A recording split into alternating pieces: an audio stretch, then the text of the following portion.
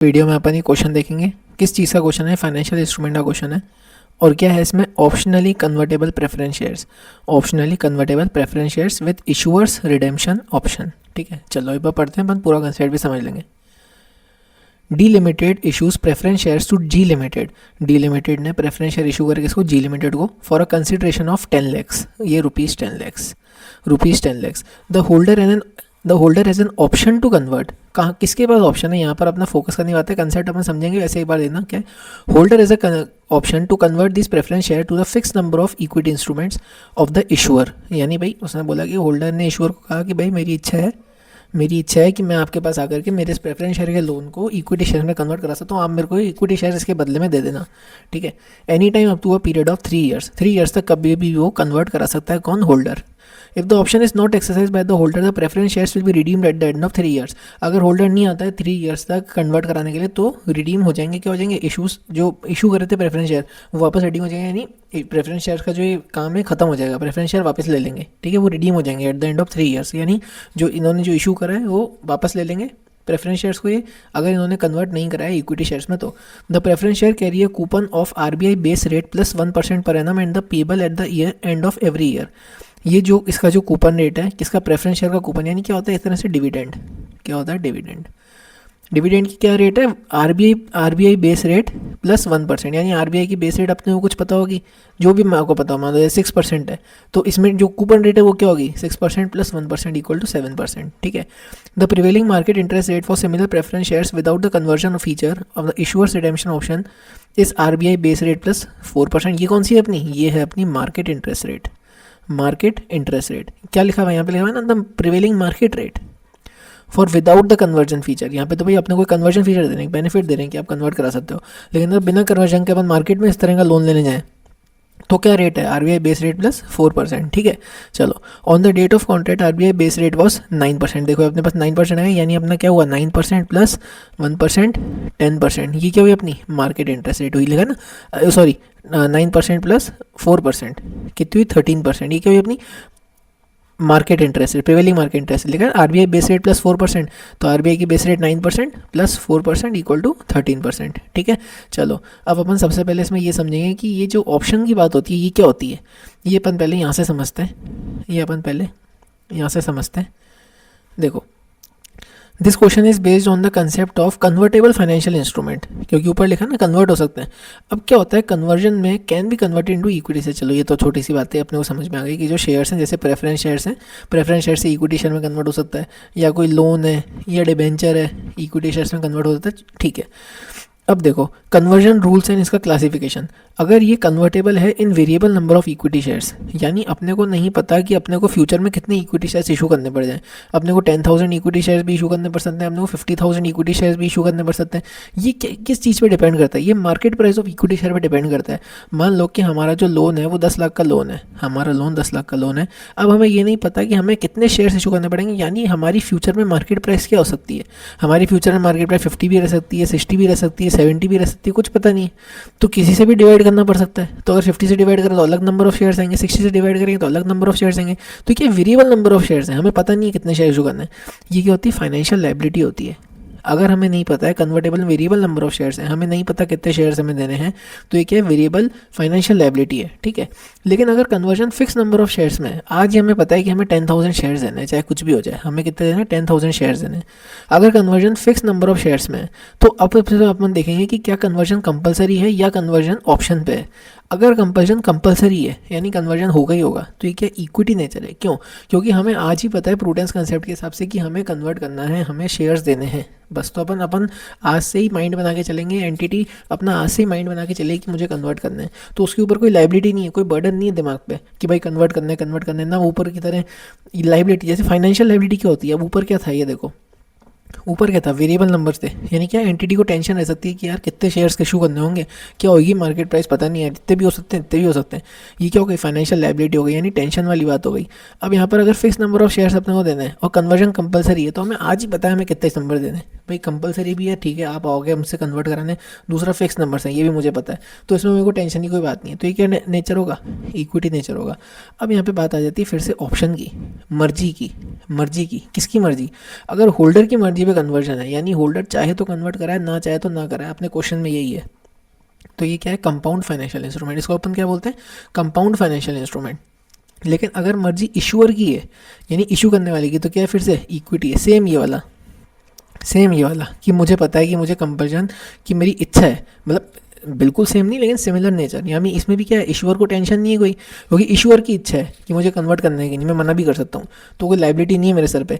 लेकिन यहाँ पे लाइबिलिटी आ भी सकती है, नहीं भी आ सकती है, क्योंकि होल्डर के ऊपर है, होल्डर की इच्छा हो, सामने वाला हमें पता नहीं कि उस डेट पे आएगा नहीं आएगा कन्वर्ट कराने।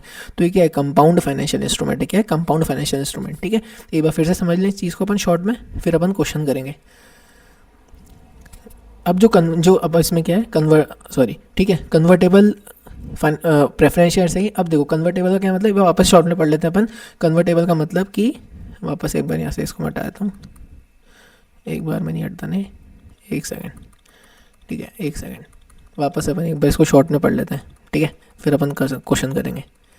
आप चाहो तो फॉरवर्ड भी कर सकते हो अगर आपको समझ में आ गया अच्छे से, तो ठीक है। चलो, कन्वर्टेबल का मतलब कि हमने कोई प्रेफरेंस शेयर इशू करे, हमने कोई लोन इशू करा, उसको हम इक्विटी शेयर्स में कन्वर्ट कर सकते हैं। अगर conversion variable number of shares में है, यानी हमें नहीं पता हमें कितने शेयर्स इशू करने पड़ सकते हैं at the time of conversion in future, तो हम क्या करेंगे, फाइनेंशियल लाइबिलिटी मानेंगे। अगर हमें पता है कितने नंबर ऑफ शेयर्स हैं, तो हम ये देखेंगे क्या कंपल्शन कंपलसरी है या फिर ऑप्शन पे है। ठीक है, अपने को ये देखना, देखो अब ये स्टेप्स हैं, जैसे अपने को देखना कि वेरिएबल नंबर है कि नहीं। ठीक है, वेरिएबल है तो क्या, फाइनेंशियल लायबिलिटी कर दो। अब दूसरा में देखना, अगर ये फिक्स है तो फिक्स में क्या है, क्या कंपलसरी है। ठीक है, कंपलसरी है तो डायरेक्ट इक्विटी नेचर कर दो, क्योंकि हमें पता है आज ही सब कुछ। अगर ये ऑप्शन है तो फिर से देखो ऑप्शन में किसके ऑप्शन पे है, होल्डर के ऑप्शन पे तो क्या है, कंपाउंड फाइनेंशियल इंस्ट्रूमेंट। इशूअर के ऑप्शन पे है तो क्या है, इक्विटी है। चलो अब अपन वापस से क्वेश्चन पढ़ते हैं, फिर अपन सोल्यूशन करेंगे। Delimited issues preference shares, delimited issues preference shares, एक साथ नहीं मिटता है, चलो कोई बात नहीं, ऐसे ही पढ़ लेते हैं। D limited issues preference share to G limited for a consideration of 10 lakh, the holder has an option. ये आ गया, देखो ये क्या है, होल्डर के पास है। किसके पास है ऑप्शन, होल्डर के पास है, होल्डर के पास है, होल्डर के पास है। तो ये क्या होगा, देखो अब आ जाओ, इधर आ जाओ, इधर से समझते हैं अपन। Conversion in the option of holder, तो ये क्या है, कंपाउंड फाइनेंशियल इंस्ट्रूमेंट है। ठीक है, अब अपने को इसकी अकाउंटिंग करनी है। अब इसकी अकाउंटिंग अपन कैसे करेंगे, Here we will calculate the fair value of financial instrument and remaining equity portion normally by discounting the without conversion interest rate, that is market interest rate। अब जो बेसिक अकाउंटिंग रहेगी वो तो सेम ही रहेगी ना, सिर्फ हमें इक्विटी और लाइबिलिटी का ही देखना था कि भाई हमें क्लासीफाई किसमें करना है। बाकी अगर जैसे हमारी फाइनेंशियल लाइबिलिटी, हम फाइनेंशियल लाइबिलिटी के हिसाब से अकाउंटिंग करेंगे। क्या करते हैं अपन, फेयर वैल्यू निकालते हैं। कैसे निकालते हैं, पीवी से, पीवी करते हैं अपन। किसको पीवी करते हैं, कैश फ्लोज को पीवी करते हैं। कौन सी रेट से पीवी करते हैं, मार्केट इंटरेस्ट रेट से पीवी करते हैं। इस केस में मार्केट इंटरेस्ट रेट कितनी है, इस केस में मार्केट इंटरेस्ट रेट है 10%, यानी आरबीआई की रेट प्लस 4%, क्वेश्चन में दे रखा था। ठीक है, कितनी हो गई टोटल, 13%, कितनी हो गई 13%। ठीक है, इसलिए अपन क्या करेंगे, अब इसका प्रिंसिपल अमाउंट कितने का है, ये देखो ऊपर आके अपन देखते हैं। प्रिंसिपल अमाउंट है ये रहा 10 लाख, 10 लाख का लोन है, यानी प्रिंसिपल अमाउंट कितना है, 10 लाख का है। और इंटरेस्ट रेट कितनी है, इसमें इंटरेस्ट रेट भी लिखी हुई होनी चाहिए। इसमें थी ना कूपन रेट, कहाँ गई, ये रहा, coupon rate of RBI rate plus 1%, यानी कूपन रेट कितनी है इसकी, आरबीआई की रेट है 9% प्लस 1 इक्वल टू 10%। ये देखो, ठीक है, यहाँ पे आ गया ये। अब जब अपन पीवी करेंगे तो अपन पीवी, ये रहा, ये अपन जब प्रिंसिपल पोर्शन को पीवी कर रहे हैं तो इसका क्या मतलब हुआ कि भाई, अब देखो अपन इसको पीवी क्यों कर रहे हैं, पहले ये समझते हैं। इसका भी डाउट आता है कि भाई अगर ये कन्वर्टेबल है तो अपन इसको पीवी क्यों कर रहे हैं, मतलब हमें प्रिंसिपल अमाउंट देने की तो ज़रूरत ही नहीं है, तो फिर हम प्रिंसिपल को काउंट क्यों कर रहे हैं। हमें प्रिंसिपल को काउंट इसलिए कर रहे हैं क्योंकि यहाँ पे जो चॉइस है वो चॉइस होल्डर की चॉइस है, तो हमें प्रिंसिपल का पेमेंट करना भी पड़ सकता है, नहीं भी करना पड़ सकता है। हमें ऑप्शन जो इक्विटी शेयर में कन्वर्ट होंगे, कन्वर्ट हो भी सकता है, अगर हो गया तो ठीक, नहीं हुआ तो हमें क्या करना पड़ेगा, पेमेंट करना पड़ेगा, रीपेमेंट करना पड़ेगा। ठीक है, तो इसलिए क्या है, होल्डर की चॉइस है, तो इसमें अपने को क्या करना पड़ेगा, प्रिंसिपल अमाउंट का रीपेमेंट भी पीवी करना पड़ेगा, क्योंकि हमें ये भी करना पड़ सकता है। तो हम सेफर साइड पे क्या करेंगे, प्रिंसिपल का रीपेमेंट भी पीवी करेंगे और इंटरेस्ट तो करना ही है। अब देखो 10 लाख डिवाइड बाई 1.13 की पावर 3 क्यों है, क्योंकि 3 ईयर्स की टर्म है। ठीक है, एक बार क्वेश्चन के रेफरेंस से भी चलते रहते हैं अपन। क्या है, कहाँ गया, ये रहा 3 ईयर्स। ठीक है, चलो पीवी कर, मार्केट इंटरेस्ट रेट सिंपल अपन पीवी करते हैं जैसे वैसे पीवी कर रहे हैं। 10 लाख डिवाइड बाई 1.13 की पावर 3, ये आ गया अपना प्रिंसिपल का पीवी। इंटरेस्ट इनकम कितने से होगी, इंटरेस्ट इनकम कैसे आई है 1 लाख की। अब देखो 1 लाख की इंटरेस्ट इनकम कैसे आई, 10 लाख का कितना परसेंट, 10%। 10% कैसे आया, 10% कैसे आया, 10% ऐसे आया, आरबीआई की रेट है 9% और उसमें +1% करना है अपने को 10%, +3% तो मार्केट इंटरेस्ट रेट में करना है, +1% अपने को नॉर्मल इंटरेस्ट रेट जो उस लोन की इंटरेस्ट रेट है उस पर करना है। कन्फ्यूज मत होना कि +3 क्यों नहीं करा यहाँ पे, +3 अपने को मार्केट इंटरेस्ट रेट पे करना है। जब अपन अमोर्टाइजेशन टेबल अगर इसमें बनाएंगे अपन तो अपन उसमें +3 वाली 13% से पीवी उसको अमोर्टाइज करेंगे, मार्केट इंटरेस्ट रेट से पीवी करेंगे। मार्केट इंटरेस्ट रेट में आ रहा है आरबीआई +3% यानी मार्केट इंटरेस्ट रेट 13%, और जो नॉर्मल लोन की इंटरेस्ट रेट है वो क्या है, आरबीआई रेट +1%, ये रही कूपन रेट, आरबीआई रेट +1%, ये है कूपन की रेट, नॉर्मल कूपन रेट, और ये है मार्केट इंटरेस्ट रेट आरबीआई +4%। ठीक है, चलो ठीक है भाई, ये भी ठीक है। आ गया अपना, ये अपन ने 1.13 से 3 साल का इंटरेस्ट भी कर दिया, ये अपनी टोटल फेयर वैल्यू आ गई। लेकिन हमारा लोन कितने का था, लोन तो भैया 10 लाख का था, तो रिमेनिंग पोर्शन कितना हुआ, इक्विटी पोर्शन हुआ, राइट। अब मैंने यहाँ पे लिख भी दिया डिस्काउंटिंग रेट जो है आरबीआई बेस रेट +4%। ठीक है, इतना ही था अपना ये क्वेश्चन, इतना ही इस क्वेश्चन में अपने से पूछा था। ठीक है, इतना ही इस क्वेश्चन में अपने से पूछा था। क्या पूछा था इसने अपने से, calculate the value of liability and equity component, भाई इतना ही पूछा था, अमोर्टाइजेशन कुछ नहीं पूछा इसमें। ठीक है, एक बार फिर से अपन डिटेल में समझ लेते हैं। गायब हो सकता है, क्या नहीं होता, एक साथ नहीं होता गायब, मेरे को नहीं आता अभी इसमें एक साथ कैसे हटाते हैं इसको चलो कोई बात नहीं, ऐसे ही देख लेते हैं अपन फिर से शॉर्ट में इसको। ठीक है, शॉर्ट में एक बार फिर से समझ लेते हैं।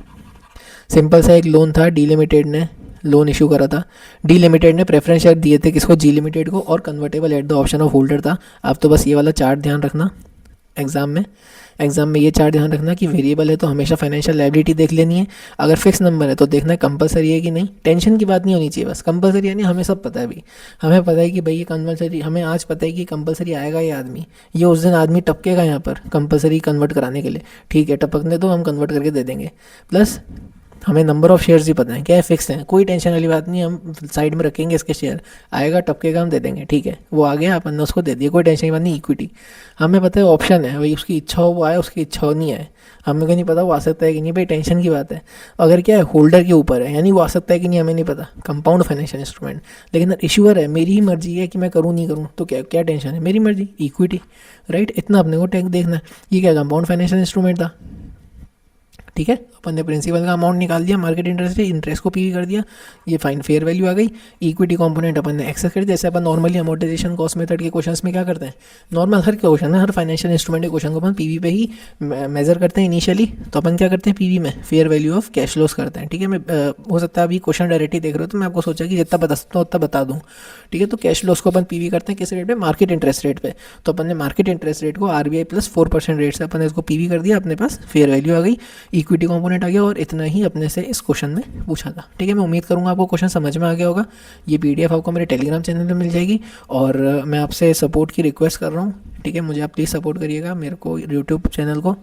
ठीक है, आपको अच्छे लग रहे हो वीडियोस, कमेंट करके ज़रूर जाइएगा, पॉजिटिव नेगेटिव इंप्रूवमेंट कुछ भी, और डाउट हो तो ऑब्वियसली आप कमेंट सेक्शन में या टेलीग्राम पर मेरे को मैसेज करके पूछ सकते हैं।